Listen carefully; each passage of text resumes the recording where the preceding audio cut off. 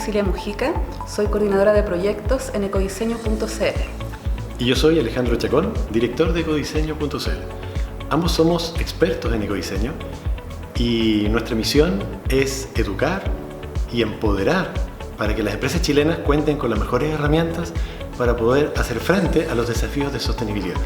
Queremos ayudarte para desarrollar productos más eficientes y más amigables con el medio ambiente. El ecodiseño es una metodología de innovación que se aplica para mejorar productos y servicios en todo el ciclo de vida.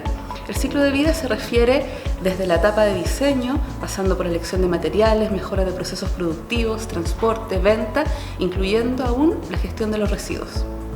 El programa que realizaremos, en conjunto con la empresa Murillo Partner, buscará aumentar la oferta de valor de tus productos a través del ecodiseño, con el objetivo de mejorar principalmente los procesos productivos y el empaque que se utiliza actualmente. Para esto, mejoraremos uno de los productos elegidos por ti mismo, para hacerlo más eficiente, innovador y atractivo para el mercado. Esto lo vamos a lograr a través de una serie de actividades. Primero vamos a hacer visitas a terreno para conocernos y levantar información.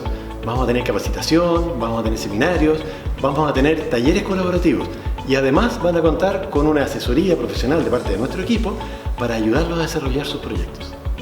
El proyecto tiene varias etapas. Lo primero que haremos será ir a visitarlos para levantar información ambiental preliminar de sus productos, con lo cual vamos a nutrir un proceso de innovación enfocado en el desarrollo sostenible, logrando productos y servicios más eficientes ambiental y económicamente, así como más atractivos para el mercado nacional e internacional.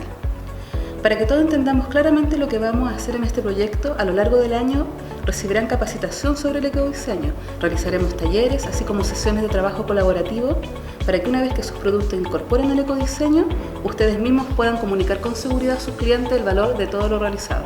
Adicionalmente, revisaremos ciertos aspectos de la legislación chilena respecto a sostenibilidad, específicamente sobre la Ley REP, la Ley de Fomento al Reciclaje, para que conozcan cuáles son sus posibilidades de acción y sus responsabilidades en el contexto de la implementación de esta nueva ley en Chile. Los invitamos a ser pioneros y ser parte de este proyecto innovador y agregar valor a sus productos desde la sostenibilidad. Nos vemos este verano.